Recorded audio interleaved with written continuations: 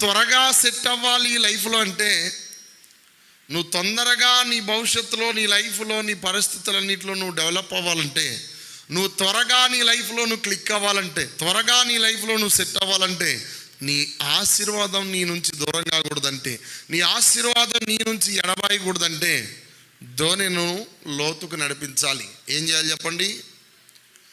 ధోనిను లోతుకు నడిపించాలి.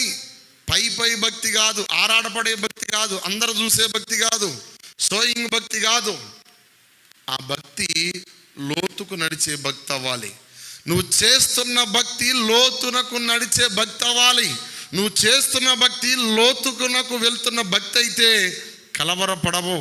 దర్శనాన్ని బట్టి నడుస్తావు, దేవుని మాటను బట్టి నడుస్తావు, దర్శనం కోసం బ్రతుకుతావు, దర్శనం కోసం జీవిస్తావు, దేవాది దేవుని చిత్తం కోసం బ్రతుకుతావు.